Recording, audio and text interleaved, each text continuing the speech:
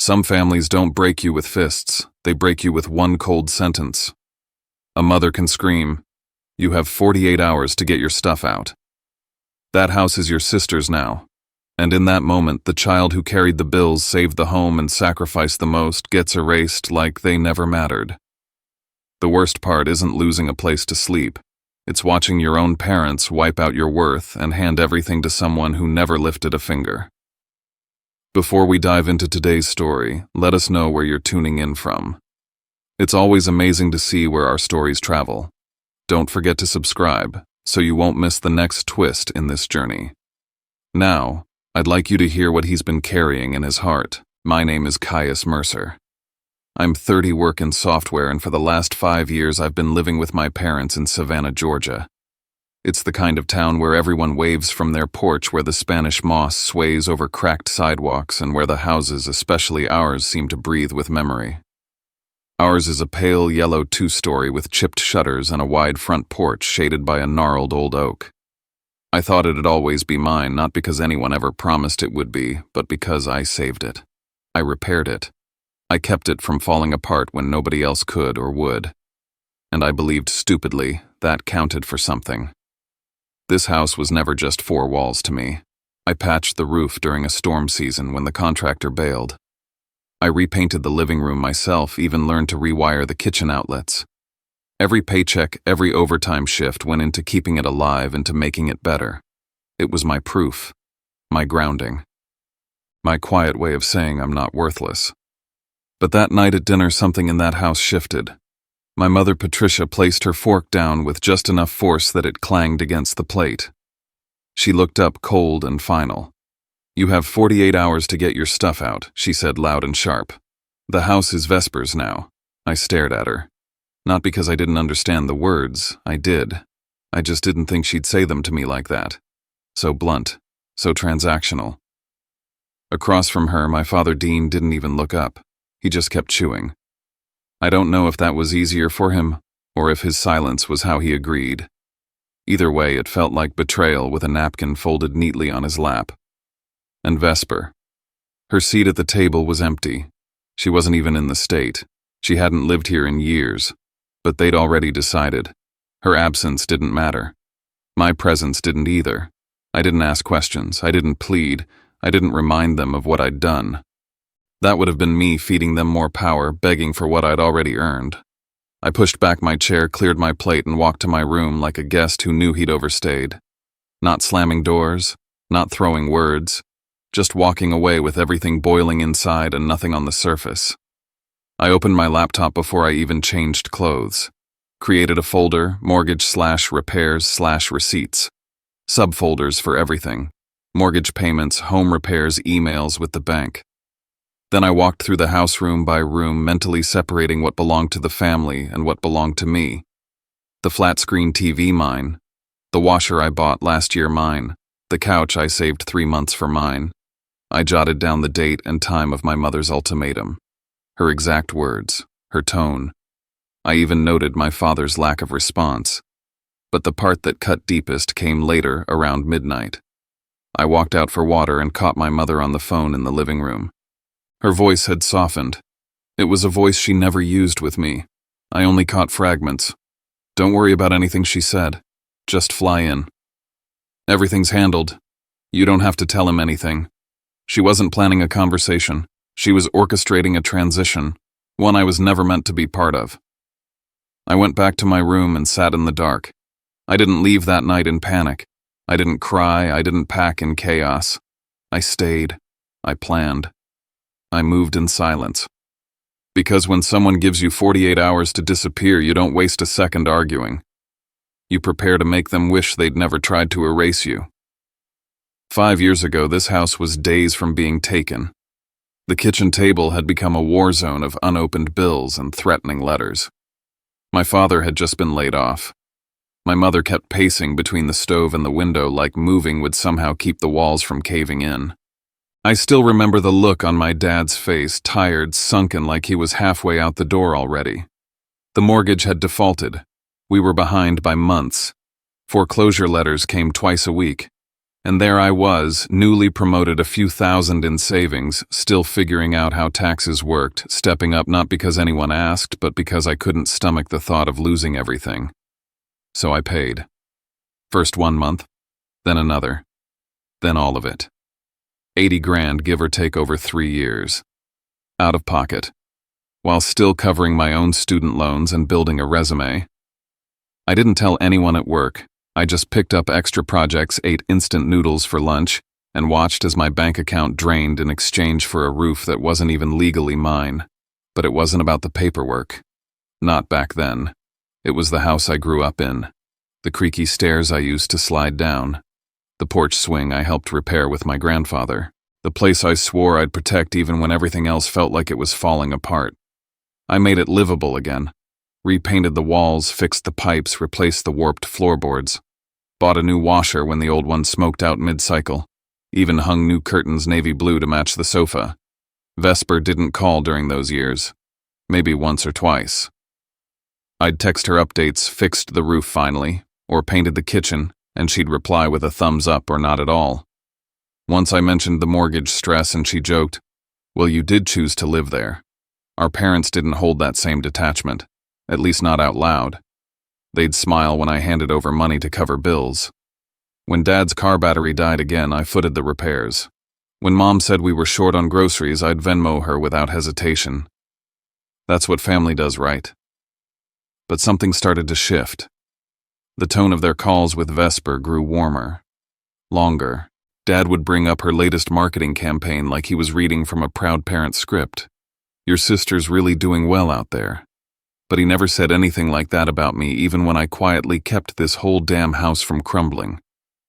Every once in a while, I'd ask gently why my name wasn't added to anything official. Just a precaution, I'd say. Legal peace of mind. Mom would wave me off like I was being dramatic. No need to complicate things, she'd say. So I let it go. Again and again. Until the night she told me to leave. That night, after I started collecting my files, I dug deeper into the drawer near the stove, the one where my parents kept random keys and outdated warranties. Beneath expired coupons and dusty paperwork, I found a creased envelope. Thick paper. County seal. I didn't open it. Not right away. But I saw enough through the slip of the fold to recognize it a copy of my grandfather's estate documents. The envelope had been opened before. Folded in half, and the section with the designated heir was carefully hidden. I stared at it, pulse rising. That envelope hadn't been forgotten. It had been buried. I took photos, front and back, then slid it back where I found it. That night I called Rowan Fitch. Rowan's the kind of friend you don't need many of in life. Smart, blunt, and loyal in a way that doesn't ask for credit. We'd met in undergrad, stayed close through relocations and breakups, and she became a lawyer, while I became the guy who silently held up his family's roof. She listened without interrupting as I recounted dinner. Mom's voice, Dad's silence. Vesper's looming return. Then she asked calmly, "Do you have any paperwork? Anything from your grandfather or showing ownership?"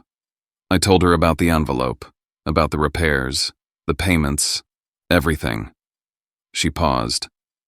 "Let me check something." We hung up. I stared at the ceiling, counting the slow, quiet seconds. Rowan's text came an hour later, and it changed everything. "If I'm right, they didn't just kick you out. They've been hiding your inheritance for years." The morning after that dinner, the house looked the same but didn't feel the same. The oak tree still cast its usual shadow on the porch, and the light still filtered through the blinds just so. But the warmth was gone. The familiarity that once wrapped around me like a second skin had turned cold hollow. This wasn't home anymore. It was a trap I'd been sleeping in with my eyes closed. I moved quietly. Didn't ask my mother anything. Didn't challenge my father. I sat through their silent breakfast with the same blank expression they wore. Mom poured her coffee like she hadn't just exiled her son the night before. Dad read the news or pretended to. The air was thick with pretense and I let them keep it. I wasn't going to give them a single reaction to twist against me. I watched, listened, memorized. Mom was on the phone again before lunch, her tone smooth and curated. She initiated the call this time. I could tell by the rhythm. Her voice shifted halfway through the conversation, softening in a way it never did for me. She laughed once. Then, "Of course, sweetheart. You just come home. Don't worry about him." She wasn't negotiating. She was scripting a scene. And Vesper. She was already part of it. The way my mother paused to listen, the way she reassured this had been in motion far longer than 48 hours. That's when Rowan called back. She didn't waste time on pleasantries. Her voice was tight with purpose. "There is a will," she said. "It's legitimate. Signed, notarized, filed with the county clerk. Your grandfather left the house to you. Sole beneficiary. Dated 2 months before he passed." I sat down hard, not because I lost my balance, but because the weight of it knocked the wind out of me. My ears rang. My heart beat in slow, angry thuds. I couldn't speak, couldn't think. Just stared straight ahead at the wall I had repainted with my own hands. So that's why she always brushed off paperwork talk. Why my father ducked his eyes when I mentioned legal protections. They knew. They had known. And they let me pour thousands of dollars, years of my life into saving a house they were quietly planning to hand over to someone else. It wasn't just betrayal, it was strategy. They had watched me work late hours, watched me fix water damage and crawl under the porch in storm season. And they said nothing. Because as long as I kept believing this house was still ours, I'd keep footing the bill. Keep bailing the water out of a boat they planned to push me off the moment it was dry. This wasn't emotional. This was calculated. I felt sick. Rowan walked me through the next steps, her tone steady like an anchor. She'd begin drafting a legal claim to enforce the will. I needed to gather everything: payment records, receipts, evidence of repair. She'd help file for injunctive relief if they tried to sell, transfer, or occupy the house under false ownership. I opened a new spreadsheet and got to work. Itemized every dollar I had put into the house, $79,462 across mortgage payments, $3,200 in repairs, $1,050 in furniture, and another $600 in appliances. I marked each with dates, amounts, payment methods. I found photos of the living room before and after I painted it.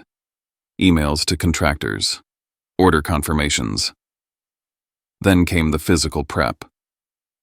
I walked through the house with a clipboard labeling what was mine: the navy sofa, the Samsung washer, the curtains in the guest room, the microwave I bought last Christmas when the old one sparked out.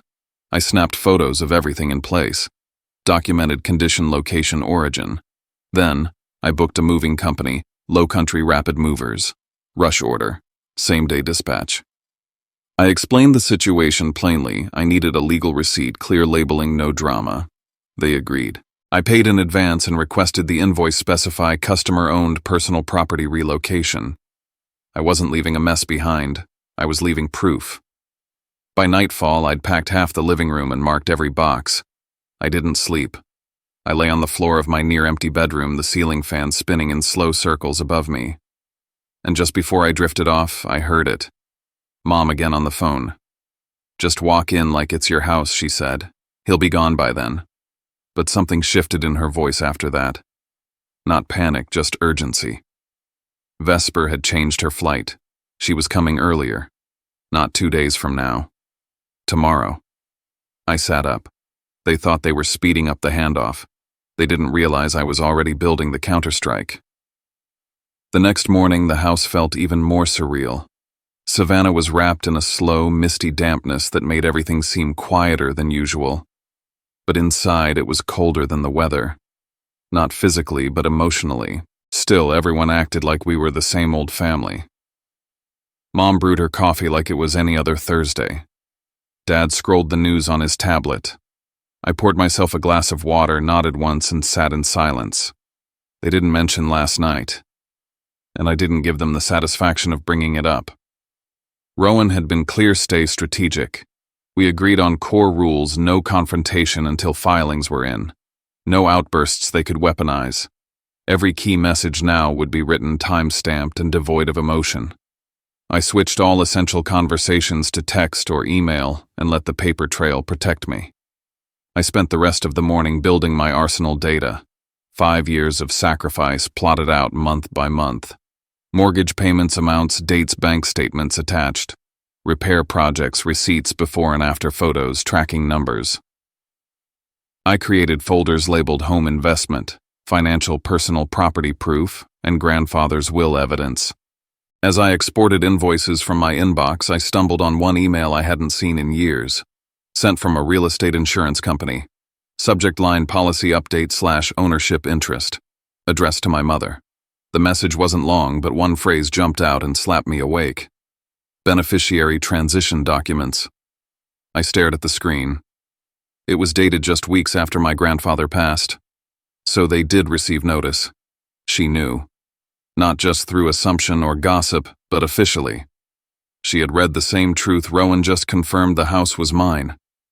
And instead of acknowledging it, she buried it under polite lies and cherry pie. I forwarded it to Rowan with the subject: proof of knowledge.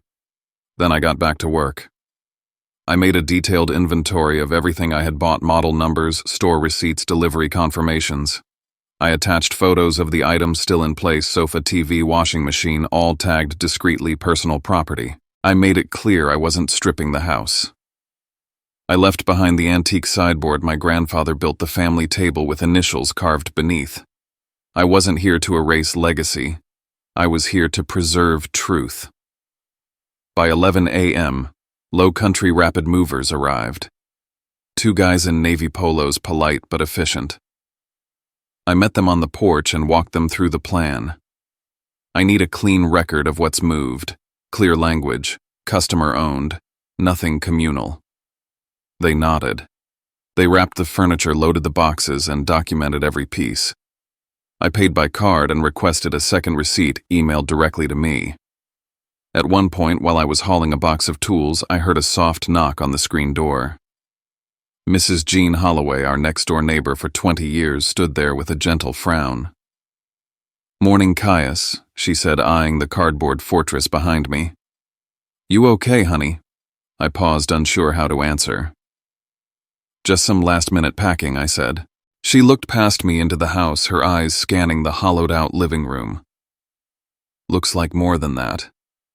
I saw you patch that porch 3 summers ago. Knew it was you who fixed the siding. And I always noticed how clean your trash bins were. Thought, that boy still takes pride in things." My throat tightened. She patted my arm. "I don't know what's going on, but I know who's been keeping that house upright. That matters. Don't let anyone tell you different." And just like that, I had a witness. Unprompted. Honest. Tangible. Later that evening, Rowan messaged again. "Update: Vesper lands around noon tomorrow. Tomorrow, not the weekend. Not in 48 hours. She'd be walking in while my boxes were still warm, while the floor still remembered my footsteps. I didn't flinch. I didn't panic. I just moved faster. By midnight, everything that was mine would be gone, but the paper trail that was staying, and no one, not my mother, not my father, not Vesper, would be able to pretend I had never been there. By midday, the sun over Savannah was cutting sharp through the windows, casting everything in this house into bold relief. The place felt like it was holding its breath. I didn't waste time reminiscing.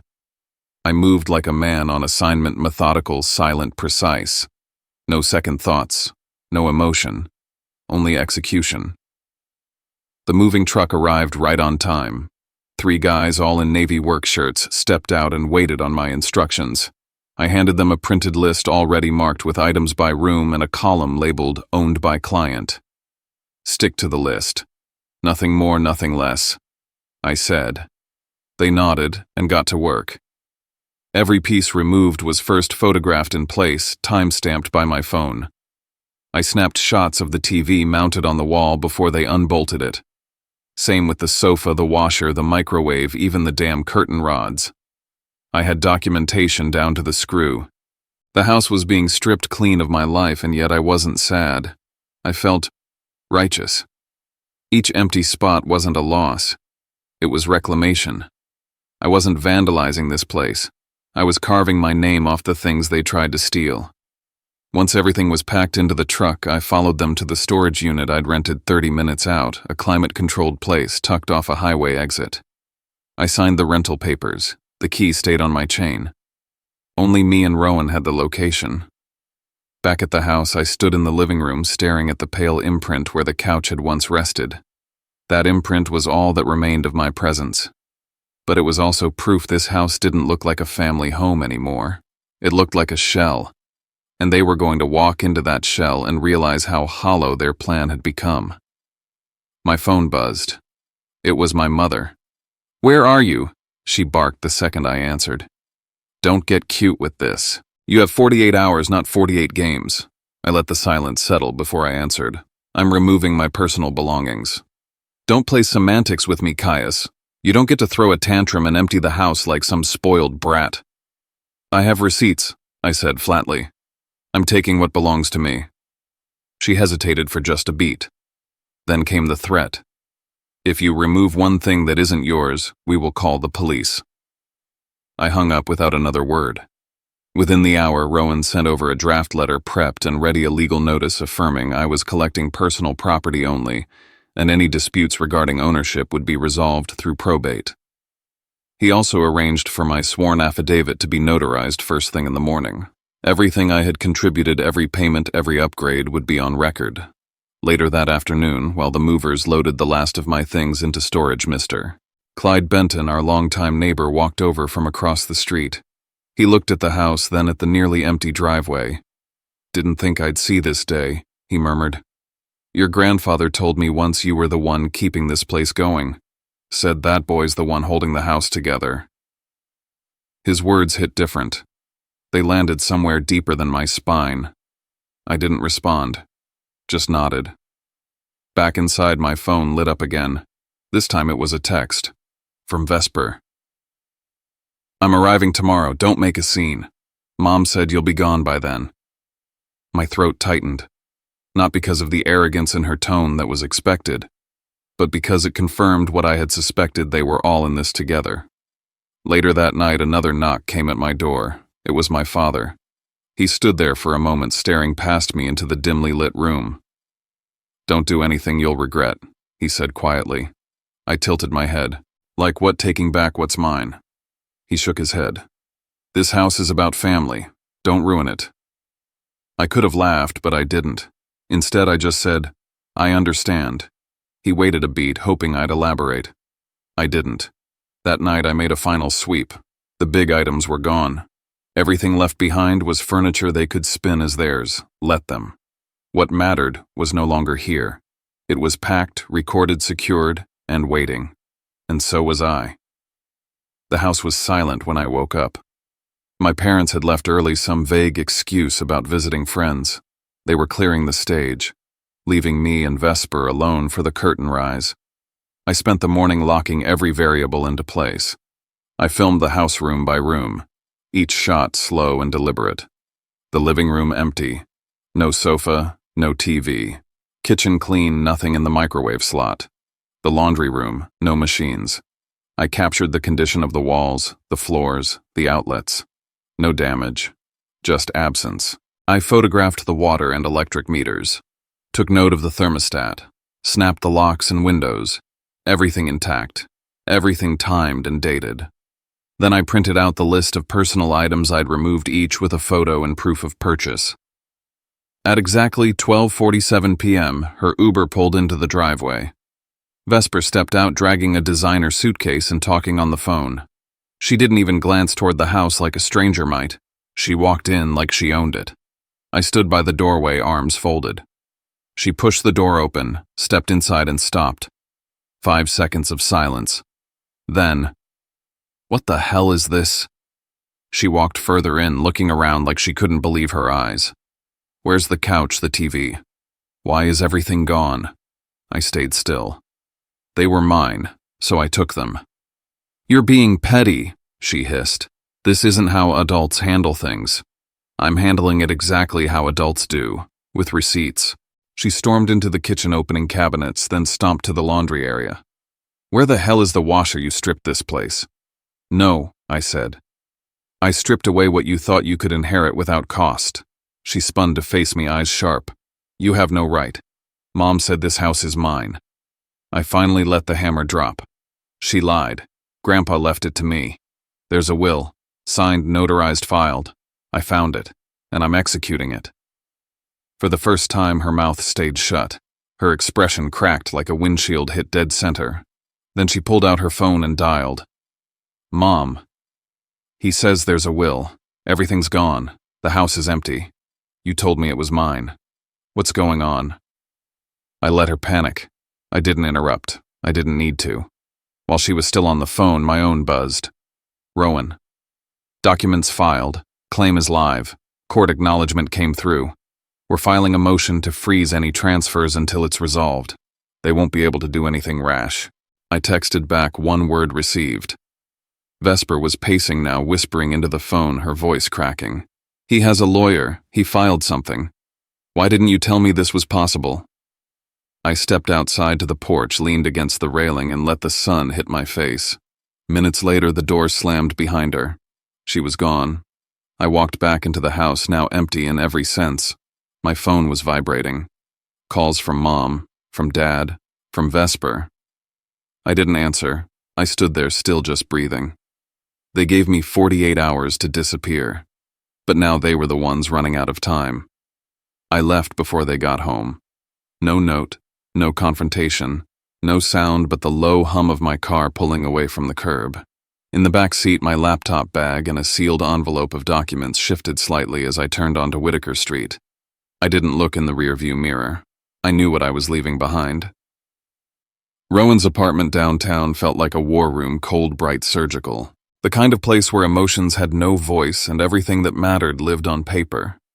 His kitchen counter was buried in folders, tabs, sticky notes, 2 mugs of coffee, one stale, one untouched, and a laptop with an open spreadsheet that looked like a forensic map of my life. I changed the Wi-Fi password, Rowan said, not looking up, just in case. I nodded and silenced my phone. Turned off location sharing. Logged out of every account my family might still have access to. This was no longer about pride or pain. It was protection. Rowan handed me a 1-page summary draft mortgage contribution dates itemized list of what I removed from the house with receipts and a clean breakdown of the will's execution timeline. It felt sterile on the page. It wasn't. It was the story of what I built and what they tried to take. The first call came at 6:14 p.m. I didn't answer. Then another 6:15. Then 3 more in a row. Mom's name lighting up the screen, alternating with Dad's, then a number labeled home. Rowan tilted his head toward the phone and murmured, "Let them talk. People show their hand when they think they're still playing a game." The first voicemail was chaos in a bottle. "Caius, what the hell did you do? Vesper's in tears. The house is empty. You took everything like a thief." Then a beat of silence. "What are you doing?" she said, softer now. "This isn't you. You're better than this. You're tearing this family apart. Not one word about the will. Not one word about what they'd done. Just theatrics." The second voicemail cut deeper. Son Dad's voice lower, more controlled, but shaking beneath it. "There's some guy outside. Says he owns the house. What is this? What's going on? You sold the damn place. I didn't move." Rowan leaned over and tapped a folder. "They didn't see it coming. The new deed is recorded. County confirmed. They can't scream it back into existence. The buyer, Caleb Strickland, wasn't some stranger off Craigslist. He was a local developer, vetted and ready. Rowan had him on standby the moment the will was filed. It wasn't revenge. It was strategy. It was leverage. It was me taking back control. I finally picked up the phone when Mom called again at 7:03. I didn't let her speak first. "I'm not coming back," I said. "Not to clean up, not to explain. It's done." Silence. Then her voice brittle. "You're out of your mind. We did everything for this family and you. You hid the will," I said quietly. "You gave Vesper the house. You shouted a deadline, 48 hours. Remember, you're twisting. No." I cut in flat. "You made sure this family didn't include me. So don't expect me to keep acting like it does." I hung up before she could reply. Dad tried next. "We need to talk," he said. "You've put us in a terrible position." "You put yourself there," I said. "Talk to Rowan if you have questions." "I'm done playing interpreter." Then came the flood of guilt, the desperation stage. "You've humiliated us," Mom cried in the final voicemail. "You're making a scene in front of the whole neighborhood. Everyone's talking. I didn't yell. I didn't gloat. I said one thing and only once. I'm not here to fix what you broke anymore." Then I turned the phone face down and let it ring. Rowan stayed silent for a while, watching me from across the kitchen. When he finally spoke, it was with the same calm precision he'd used from day one. "They'll try one last time. Sooner or later, they'll either show their real face or try to rewrite the story with you as the villain. We lock this down before they get the chance." And that was it. The storm wasn't coming anymore. It was here. And I wasn't afraid. Months passed. Savannah moved on, and so did I. The air still carried that briny weight from the river, the sidewalks still sweated under the southern sun, but everything else in my life had shifted. I rented a one-bedroom just a few blocks from the square, a small place with creaky floors and a balcony that caught the morning light just right. No one else paid the bills here. No one else held the key. In the mornings, I brewed coffee and opened the window above the sink, letting the breeze carry in a piece of the world that wasn't soaked in guilt or obligation. I passed the same shops, nodded to the same street musicians, but I walked lighter now, freed from the leash of being the family's fixer. Rowan and I tied off every loose thread. The probate court upheld the will without challenge. My financial contribution to the house was documented, verified, and closed. The deed transfer was finalized. The sale to Caleb held firm. There was no back door for my parents to crawl through, no loophole to pull the rug out again. I archived everything: scans of the will, signed affidavits, videos of the empty house receipts, voice recordings. All of it sealed in a folder labeled not with rage, but with proof. Then came the ripple effects. My parents moved out quietly, their pride bleeding down the front steps. The neighborhood noticed. Mr. Benton had questions. So did Mrs. Jean. And though they were never asked to take sides, their silence toward my parents in the weeks after said enough. The mask had slipped, and some stains don't wash out. Vesper flew back to California without a key, without a house, without her prize. She didn't reach out again, not directly. But through a friend of a friend, I heard the new version. I just did what Mom told me. A deflection disguised as innocence. She never once apologized. She just disappeared. Then came the envelope. No return address. Inside, a folded letter in my mother's handwriting. "Caius, I've been thinking. We should talk. We're still family. Maybe we could work something out. Maybe there's a way to share. Your father isn't well. We're not getting younger." I held it in my hands for a full minute before I put it down. Rowan read it, then looked up with a dry smile. "That's not an apology. That's bait." He was right. It was the same old cycle dressed in softer words. So I ended it. I wrote one final message, short and clean. "The matter is resolved. I will not revisit it. Please respect my boundaries. Any further communication must go through legal counsel." Then I blocked the number, not in anger, in peace. Because I finally understood sometimes the only way to heal is to stop hoping broken people will do right by you if you just love them hard enough. I didn't lose a home. I lost the illusion that I ever had a place in theirs. And that grief was quieter, but it was real. But here's what I gained: my time, my dignity, my autonomy. I no longer begged to be included. I no longer bartered with my self-worth. I wasn't their fixer anymore. I was my own. I set up the same sofa in my new living room, the same TV, the same coffee table. They used to be trophies of sacrifice. Now they were just furniture mine. I took a walk that evening through the trees lining Oglethorpe. The light filtered through the Spanish moss in that soft, familiar way.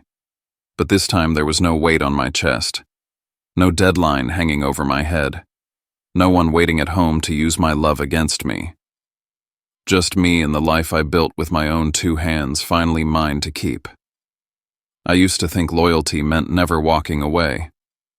That if you loved someone, really loved them, you stayed. You gave. You fixed what broke. You made yourself smaller, quieter, more forgiving until the people you cared about finally saw your worth. But that's not love. That's survival disguised as devotion. What I went through with my family taught me something I wish I'd learned sooner. Love without respect will starve you. And loyalty without boundaries will bury you.